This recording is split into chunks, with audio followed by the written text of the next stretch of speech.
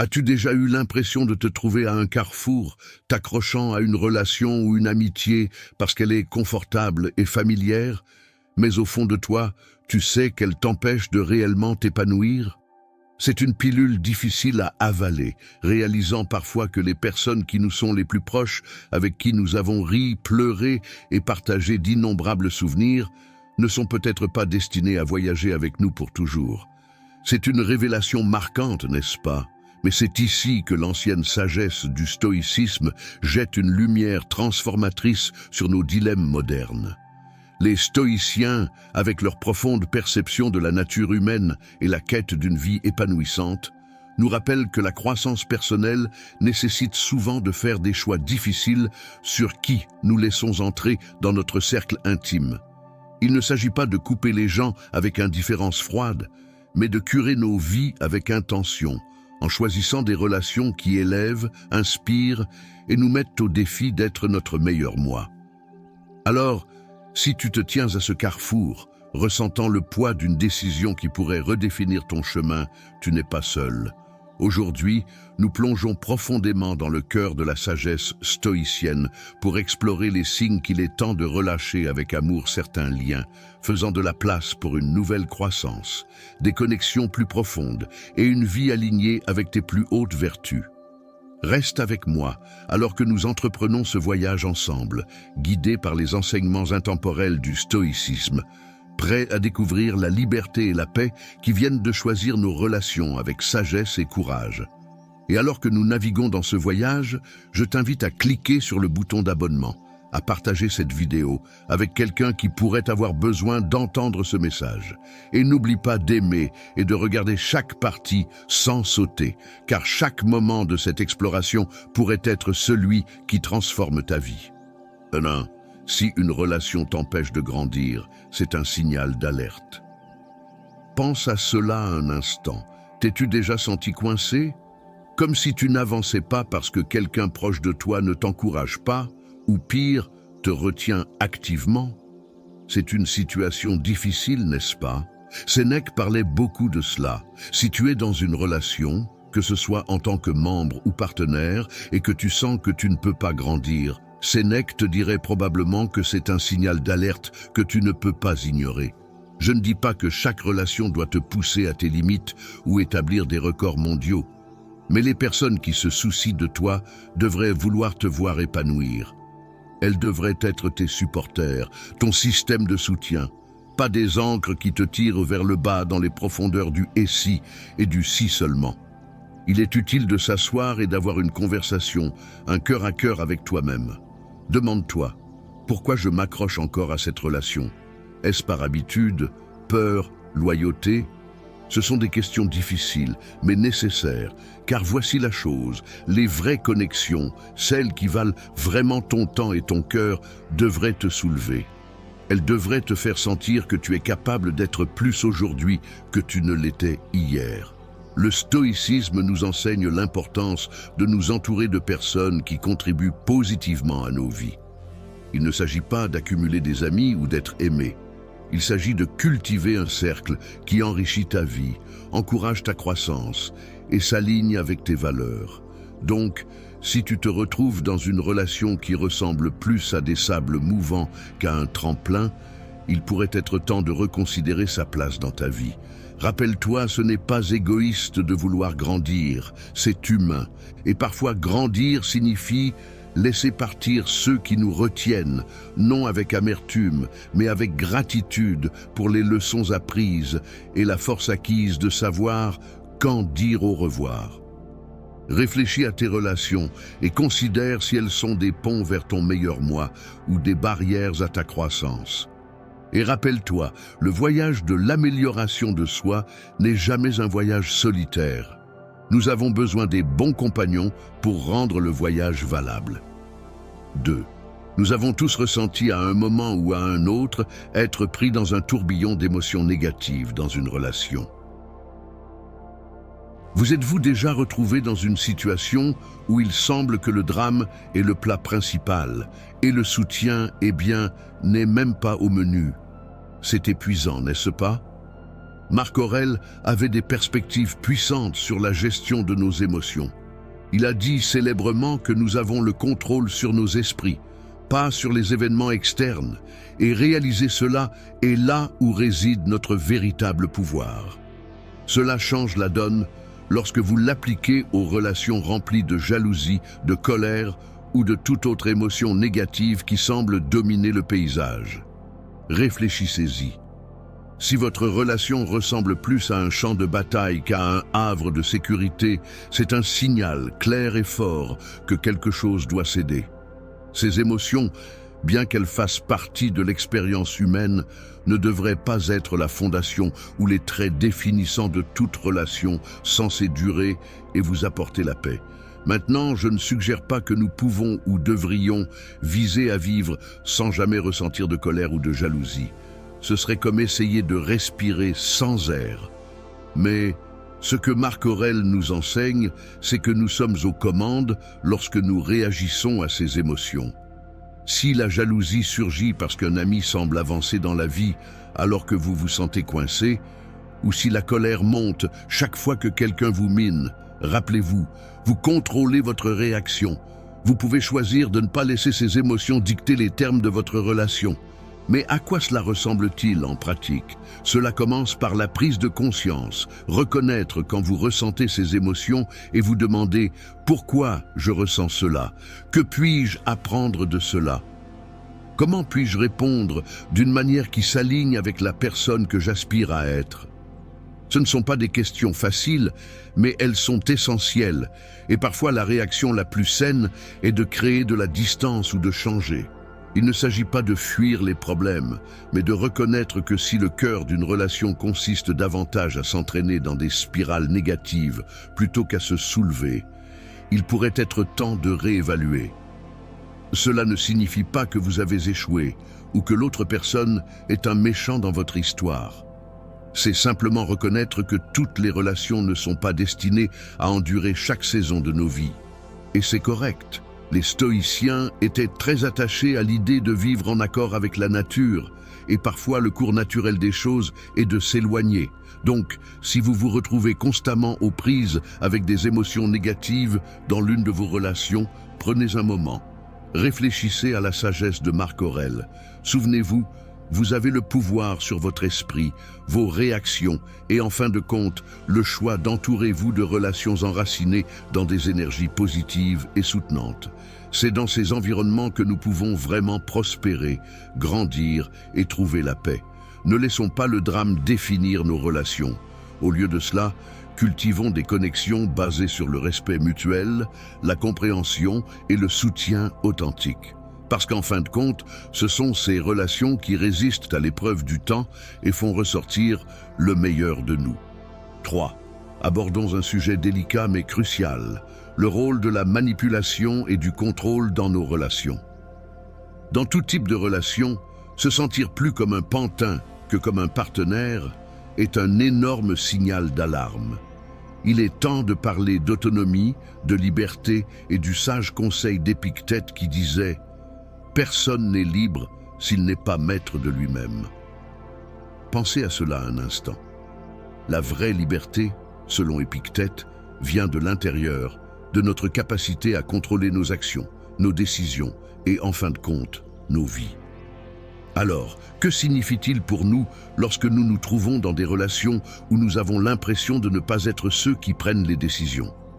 Où nos décisions, nos désirs et même nos pensées semblent être sous le contrôle de quelqu'un d'autre?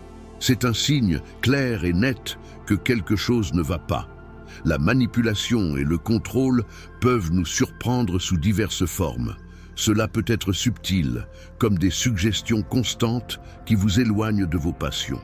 Ou encore, cela peut être le signe d'un certain type de désir, comme des exigences catégoriques dictant qui vous devriez être ou ce que vous devriez faire.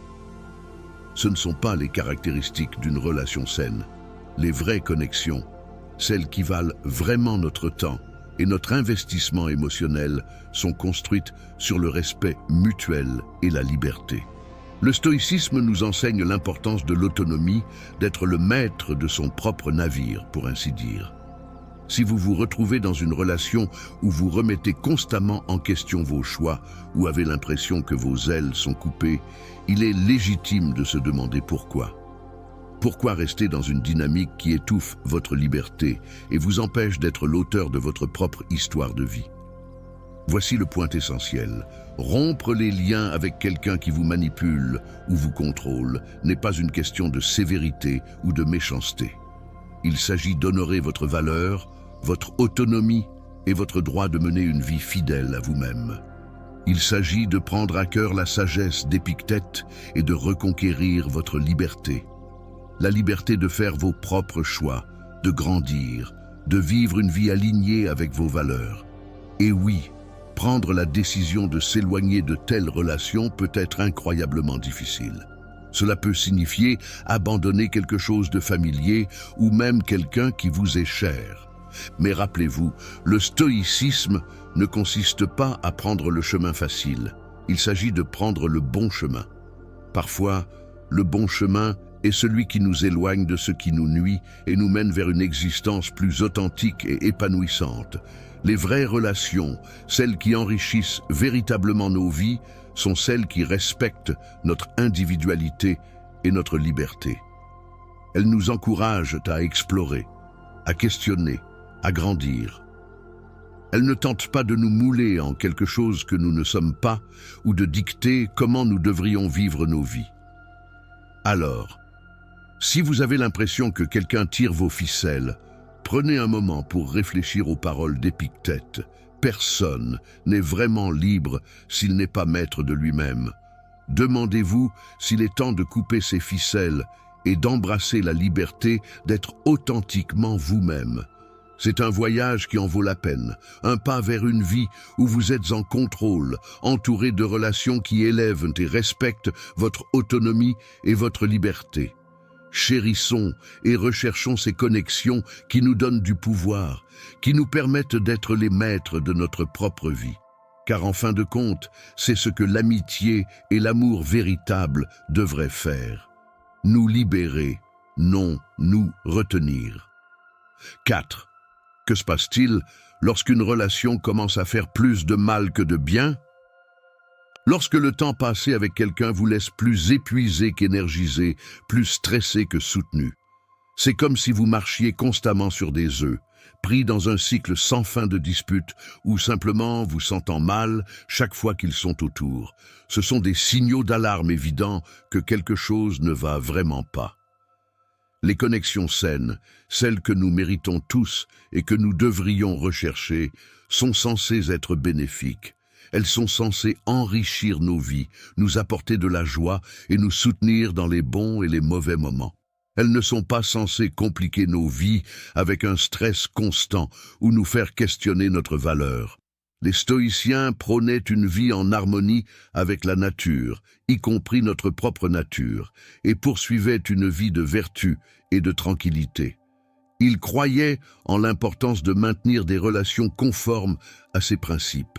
Donc, si vous vous retrouvez dans une relation qui vous éloigne de la paix, de votre meilleur moi, il serait judicieux de considérer ce que les stoïciens pourraient conseiller. Ils nous encourageraient probablement à prendre du recul et à examiner la situation de manière objective. Cette relation contribue-t-elle à votre bien-être? Vous aide-t-elle à grandir en tant que personne? Ou est-elle une source de négativité constante, drainant votre énergie et vous laissant plus mal en point? Si c'est le dernier cas, il est peut-être temps de se demander si cette connexion sert vraiment votre bien suprême. Rappelez-vous, le stoïcisme nous enseigne la valeur de la conscience de soi et le courage de prendre des décisions difficiles qui sont alignées avec notre bien-être et nos vertus. Il ne s'agit pas d'être froid ou insensible. Il s'agit de reconnaître ce qui est vraiment bénéfique pour nous à long terme. Et parfois, cela signifie prendre la difficile décision de nous éloigner des relations qui font plus de mal que de bien. Ce n'est pas dire que chaque période difficile signifie qu'une relation est toxique ou devrait être terminée. Mais si vous vous sentez constamment plus mal à cause de la présence de quelqu'un dans votre vie, c'est un signe que quelque chose doit changer. Les relations saines peuvent avoir leurs défis, mais à leur base, elles sont des sources de soutien, d'amour et de croissance mutuelle. Alors, si vous acquiescez en lisant ceci, sentant que cela résonne avec votre situation actuelle, prenez un moment pour réfléchir. Considérez quelles mesures vous pouvez prendre pour aborder les problèmes en question. La communication est clé. Peut-être est-il temps d'avoir une conversation honnête et ouverte sur ce que vous ressentez. Si les choses ne changent pas, rappelez-vous, il est acceptable de prioriser votre paix et votre bien-être. Les stoïciens nous rappelleraient que notre responsabilité envers nous-mêmes comprend le fait de cultiver des relations qui sont saines et de laisser partir celles qui ne le sont pas. Engageons-nous à rechercher et à cultiver des connexions qui sont saines, qui ajoutent à nos vies plutôt que de les compliquer, car en fin de compte, nous méritons tous des relations qui nous apportent de la joie, de la croissance et de la tranquillité. Et souvenez-vous, c'est en affrontant ces défis, en prenant ces décisions difficiles, que nous devenons plus forts et plus alignés avec notre véritable moi. C'est la voie stoïcienne. Embrasser ce qui nous sert et avoir la sagesse de laisser partir ce qui ne le fait pas. 5. L'absence de respect mutuel est un autre facteur rédhibitoire. Sans respect, il n'y a aucune base pour quoi que ce soit de positif. Sans respect, que nous reste-t-il vraiment? C'est comme essayer de construire une maison sur du sable. Finalement, tout va simplement s'effondrer. Les stoïciens, qui accordaient beaucoup d'importance à la notion de vie vertueuse, mettaient un accent particulier sur le respect de soi et le respect que nous devons aux autres. Ils croyaient que chaque individu possède une valeur et une dignité inhérentes, et cette croyance devrait se refléter dans notre manière de traiter autrui. Ainsi, si vous vous trouvez dans une relation où vous n'êtes pas traité avec la dignité que vous méritez, c'est un énorme signal d'alarme. Il ne s'agit pas seulement de se sentir sous-évalué, il s'agit de reconnaître qu'un aspect fondamental de votre humanité est ignoré. Le respect mutuel est le fondement de toute connexion saine. C'est la base sur laquelle la confiance, l'amour et une compréhension authentique sont construits. Si cela manque, qu'est-ce qui reste? Vous restez avec une relation qui est creuse, insatisfaisante et franchement pas digne de votre temps et de votre investissement émotionnel. Maintenant, je peux presque entendre certains d'entre vous dire « Mais et si ce n'est pas si simple? Et si je tiens vraiment à cette personne? C'est un point valable. Les relations sont complexes et les émotions sont puissantes. Mais c'est là que la sagesse du stoïcisme peut nous guider. Les stoïciens prônaient la clarté, la rationalité et une vie en accord avec nos valeurs les plus élevées. Ils nous encourageraient à prendre du recul et à évaluer nos relations à travers ce prisme.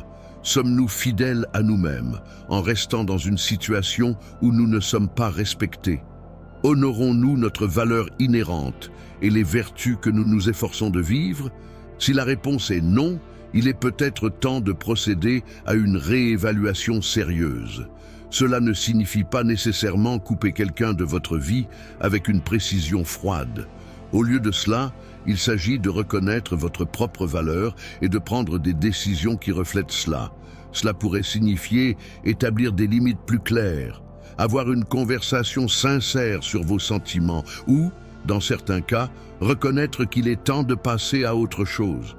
Rappelez-vous, se respecter soi-même et insister pour être traité avec respect par les autres n'est pas égoïste ou exigeant. C'est le reflet de l'estime de soi que les stoïciens croyaient que chacun de nous devrait cultiver. Il s'agit de vivre avec intégrité et de s'assurer que vos relations reflètent le respect et la vertu que vous vous efforcez d'atteindre dans votre propre vie. Ainsi, si vous êtes confronté à un manque de respect mutuel, prenez un moment pour réfléchir à ce que cela signifie pour vous et votre bien-être. Considérez comment vous pouvez aborder cette question d'une manière qui honore votre dignité et vos valeurs. Parce qu'en fin de compte, chacun de nous mérite d'être dans des relations où nous sommes traités avec le respect et la considération que nous serions prêts à donner en retour. Efforçons-nous de cultiver des connexions enracinées dans le respect mutuel, où chaque personne est valorisée et appréciée pour ce qu'elle est. C'est le type de relation qui non seulement survit, mais prospère. reflétant le meilleur de ce que signifie vivre une vie ancrée dans la sagesse et la vertu stoïcienne. 6. Être attaché à des illusions plutôt qu'à la réalité. Le stoïcisme, dans son essence, concerne l'acceptation, acceptant la réalité de nos vies, nos relations et le monde qui nous entoure, non pas comme nous le souhaiterions, mais tel qu'il est réellement. Les stoïciens, avec leur approche pragmatique et terre-à-terre de la vie, nous enseignent qu'il y a une force profonde et une liberté à voir les choses clairement, sans les lunettes roses que les illusions fournissent souvent. Alors, que signifie cela pour nos relations ? Eh bien, cela signifie regarder nos relations de manière dure et honnête et nous demander si elles sont enracinées dans la réalité ou si nous nous accrochons à un fantasme. Ignorons-nous des signaux d'alerte, minimisons-nous les problèmes ou peignons-nous une image de quelqu'un qui ne correspond pas vraiment à qui ils sont réellement. Si c'est le cas, nous ne nous rendons ni à nous-mêmes ni à nos partenaires aucun service. Être attaché à des illusions dans une relation peut donner l'impression d'être coincé dans un mirage. De loin, tout semble parfait, mais en s'approchant, on réalise que ce n'est qu'une illusion, manquant de substance et de vérité. Ce n'est pas dire que l'espoir et les aspirations n'ont pas leur place dans les relations. Ils en ont. Mais il y a une ligne fine entre des aspirations saines et le fait de se perdre dans des fantasmes qui détournent notre capacité à interagir avec la nature véritable de nos connexions. Embrasser la vérité, comme le conseilleraient les stoïciens, consiste à affronter ces illusions de front.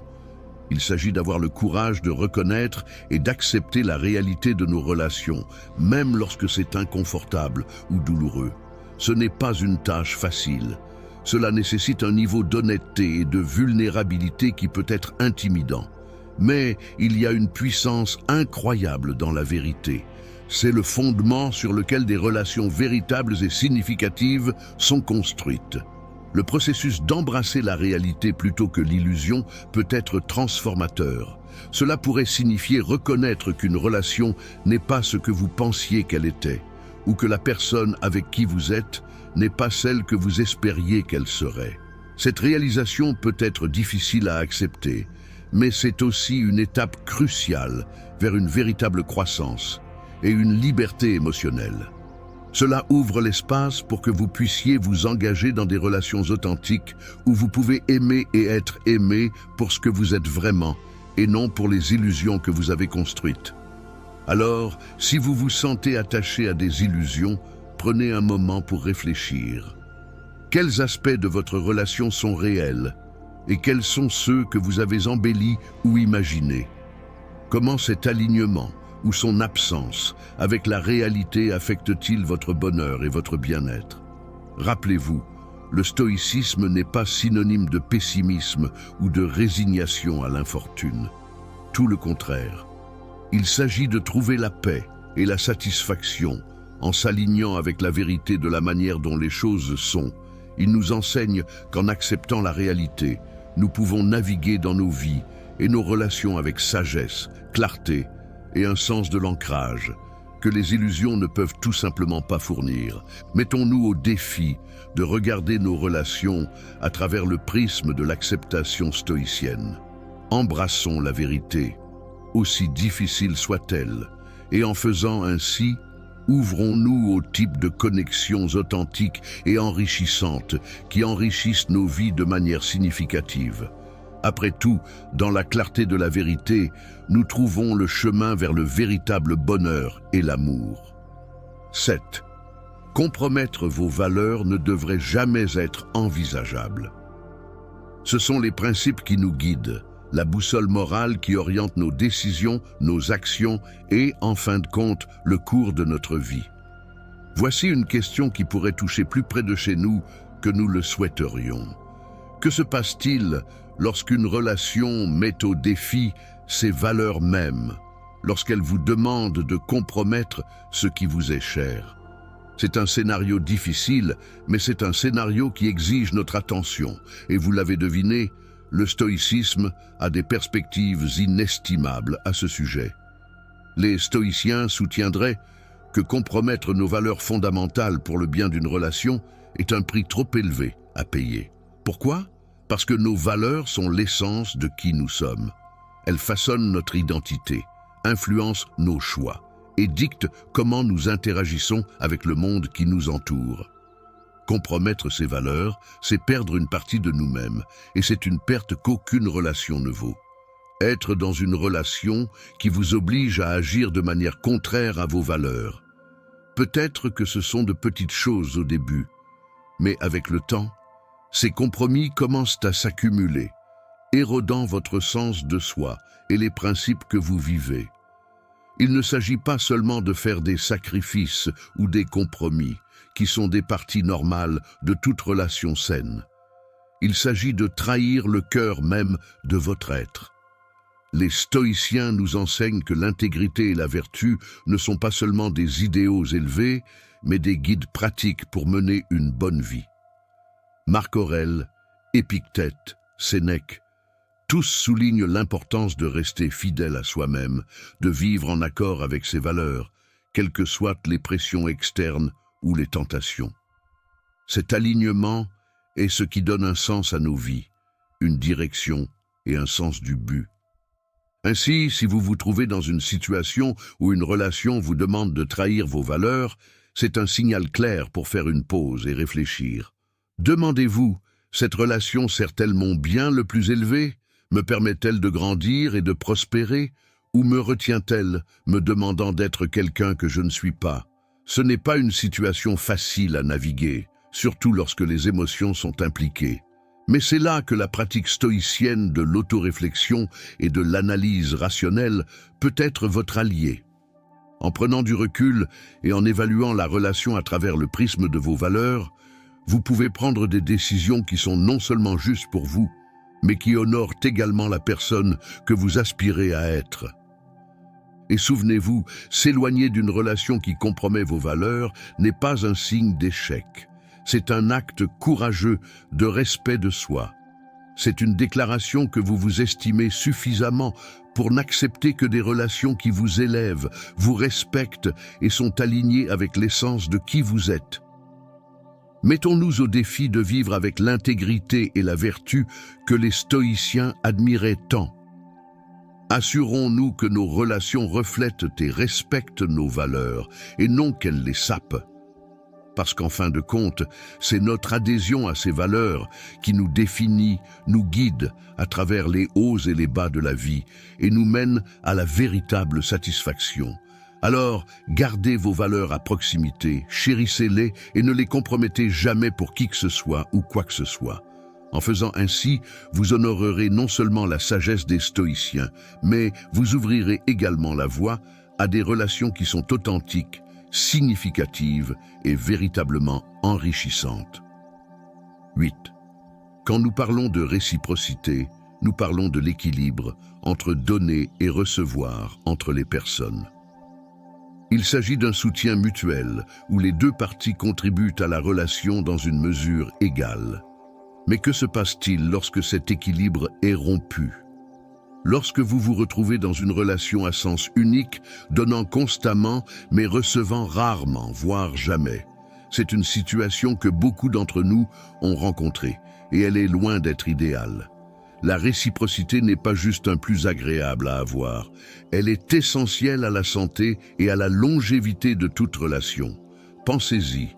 Une relation où une personne est toujours celle qui donne et l'autre toujours celle qui reçoit est fondamentalement déséquilibrée.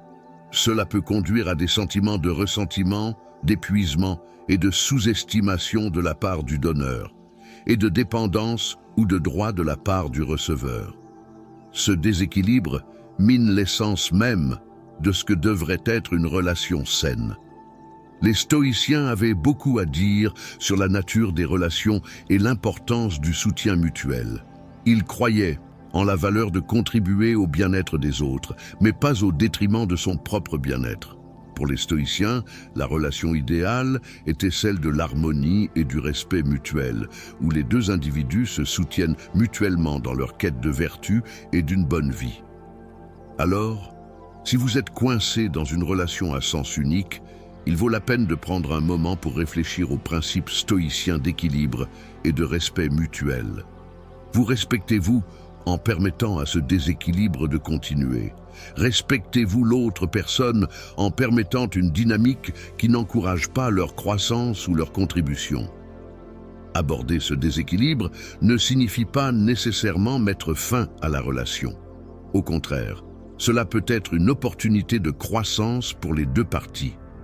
Cela commence par la communication, l'expression de vos besoins, la définition de limites et la discussion des moyens d'apporter plus d'équilibre à la relation.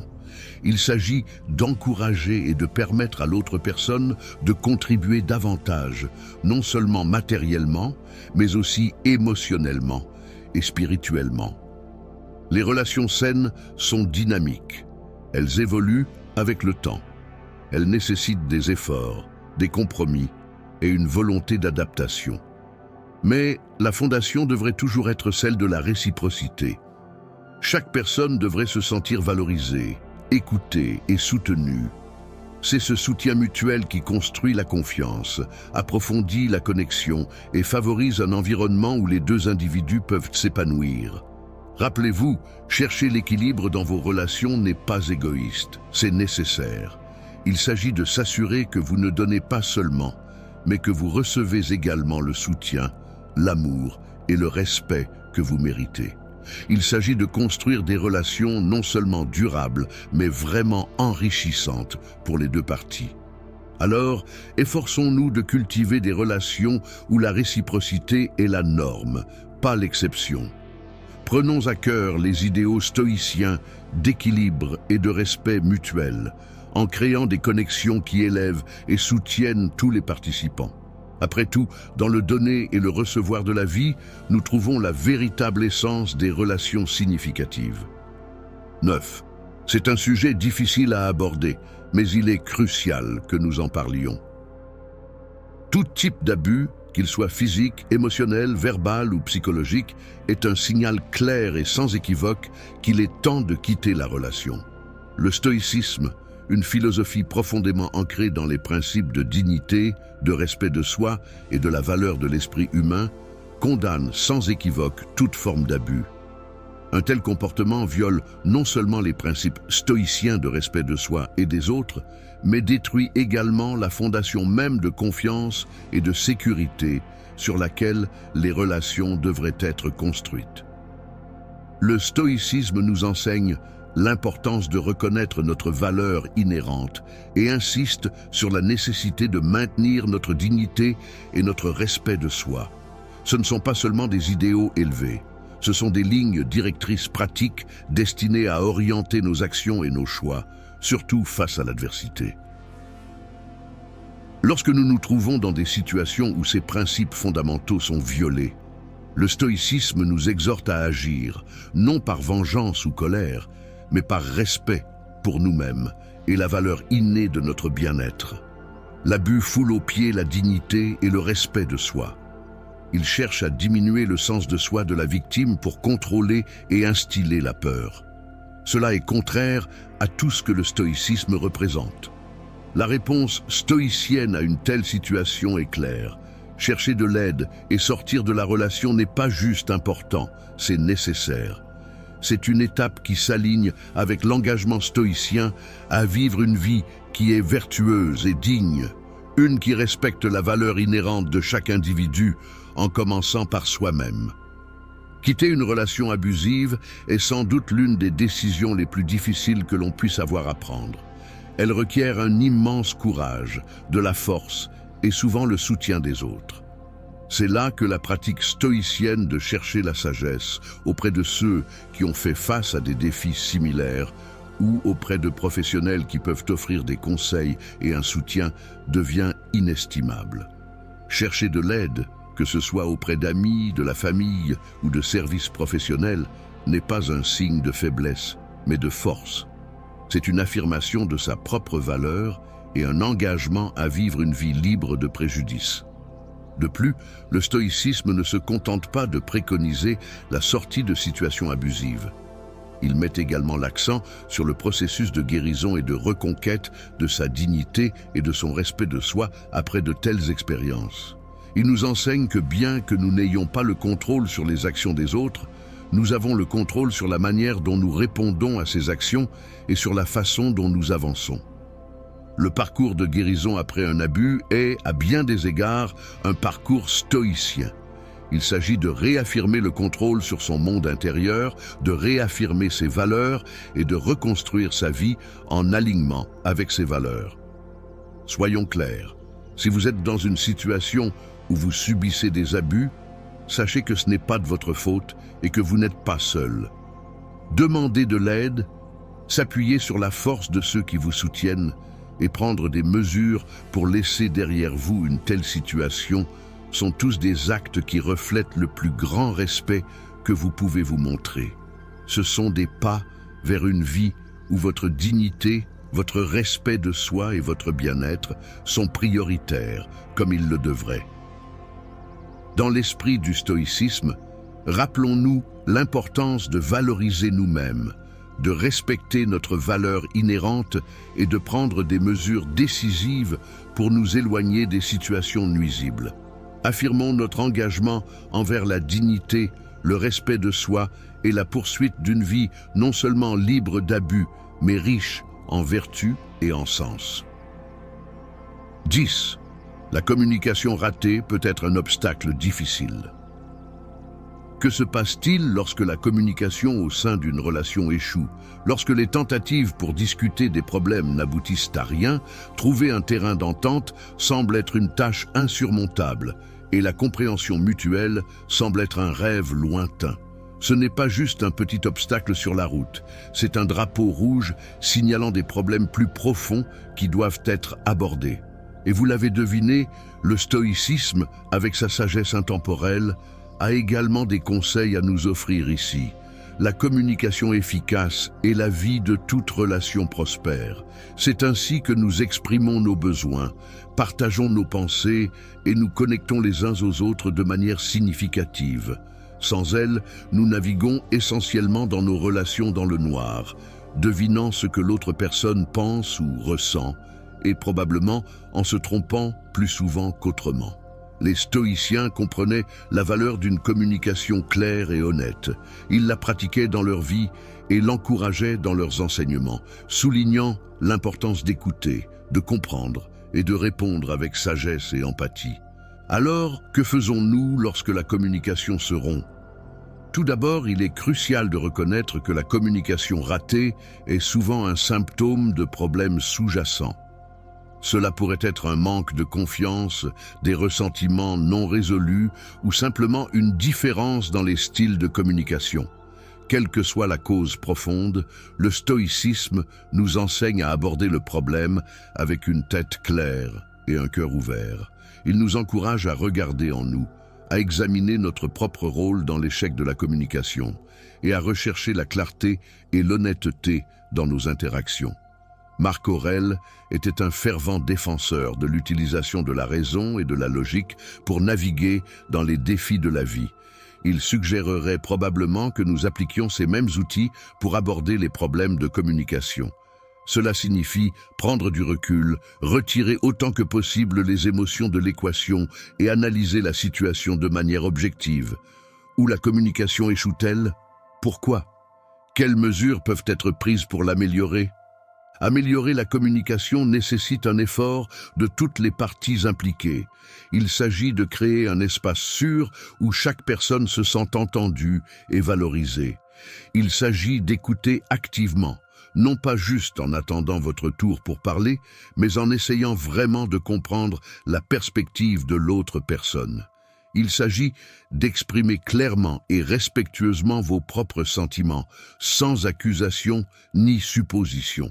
Et peut-être plus important encore, il s'agit d'avoir la patience et la persévérance de continuer à essayer, même lorsque cela semble ne pas progresser. Le stoïcisme nous rappelle également l'importance de l'empathie et de la compassion dans nos communications. Rappelez-vous, tout le monde a ses luttes, ses peurs et ses insécurités. Parfois, ce qui peut sembler de l'hostilité ou de l'indifférence est en fait un mécanisme de défense. En abordant nos communications avec empathie, nous ouvrons la porte à une compréhension et une connexion plus profonde. La communication ratée n'a pas besoin de marquer la fin d'une relation. Au contraire, elle peut être une opportunité de croissance pour les individus et la relation elle-même. C'est une chance d'en apprendre davantage l'un sur l'autre, de développer de meilleures compétences en communication et de construire un lien plus fort et plus résilient. Alors, si vous vous trouvez confronté à des défis de communication, prenez un moment pour réfléchir aux principes stoïciens de clarté, d'honnêteté et d'empathie. Utilisez-les comme guide pour naviguer à travers les problèmes et rappelez-vous que l'objectif n'est pas seulement de parler plus, mais de communiquer mieux. Dans la richesse d'une communication efficace, nous trouvons la véritable essence de la connexion et de la compréhension, les fondations mêmes sur lesquelles les relations significatives sont construites. 11. Imaginez une relation qui, au lieu d'être une source de paix et de confort, ressemble davantage à une tempête, perturbant constamment votre calme intérieur et vous laissant avec un sentiment d'instabilité. C'est difficile, n'est-ce pas, lorsque les liens censés enrichir nos vies finissent par coûter notre tranquillité d'esprit. C'est un signal clair qu'il est temps de faire une pause et de réfléchir au rôle que joue une telle relation dans votre vie. Le stoïcisme, une philosophie qui a résisté à l'épreuve des siècles, accorde une immense valeur à la tranquillité, nous enseignant à cultiver un état de calme intérieur qui reste imperturbable par les circonstances extérieures. Les stoïciens croyaient que la tranquillité d'esprit n'est pas seulement un bien précieux, elle est essentielle pour mener une bonne vie. Ils enseignaient que nous devrions nous efforcer de maintenir notre équanimité face aux hauts et aux bas de la vie, et cela inclut la navigation de nos relations avec sagesse et discernement. Alors, que faisons-nous lorsqu'une relation perturbe constamment notre tranquillité ? Tout d'abord, le stoïcisme nous encourage à prendre du recul et à examiner la situation de manière objective. Demandez-vous, pourquoi cette relation perturbe-t-elle ma paix ? Est-ce le comportement de l'autre personne, des conflits non résolus, ou peut-être mes propres réactions et attentes qui sont en cause ? Ce processus d'auto-examen est crucial, car il nous fait passer d'une réaction émotionnelle à une réponse rationnelle. Une fois que nous avons identifié la source de la perturbation, l'étape suivante consiste à considérer ce qui peut être changé. Les problèmes peuvent-ils être abordés par une communication ouverte et honnête ? Y a-t-il des limites à définir ou à renforcer ? Rappelez-vous, le stoïcisme ne prône pas l'acceptation passive de toutes les situations. Bien qu'il nous enseigne à accepter les choses que nous ne pouvons pas changer, il nous encourage également à agir là où nous pouvons faire une différence positive. Cependant, si après un examen attentif et des efforts, la relation continue d'être une source de tourment, il peut être temps de remettre en question sa place dans votre vie. Il ne s'agit pas d'abandonner au premier signe de problème ou de conflit, mais de reconnaître quand une relation est fondamentalement en désaccord avec vos valeurs et votre quête de tranquillité. La décision de s'éloigner d'une relation qui perturbe votre paix ne doit pas être prise à la légère. Elle nécessite du courage, de l'honnêteté et parfois une volonté de lâcher prise pour le bien de votre propre bien-être. Mais rappelez-vous, l'objectif stoïcien n'est pas d'éliminer toutes les sources d'inconfort de notre vie, mais de cultiver une résilience intérieure qui nous permet de faire face aux défis avec équanimité.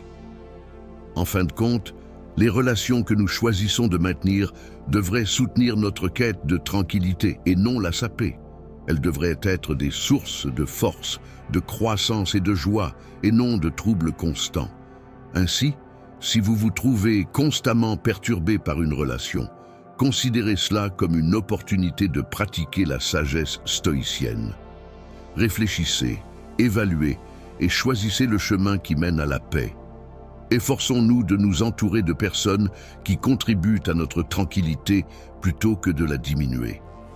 En agissant ainsi, nous honorons non seulement les enseignements stoïciens, mais aussi notre propre cheminement vers une vie de paix, de but et de profonde satisfaction.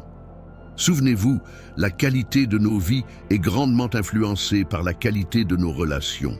Il s'agit de trouver un équilibre, d'embrasser la vérité, de cultiver le respect et surtout de garantir que nos connexions enrichissent nos vies sans compromettre notre paix.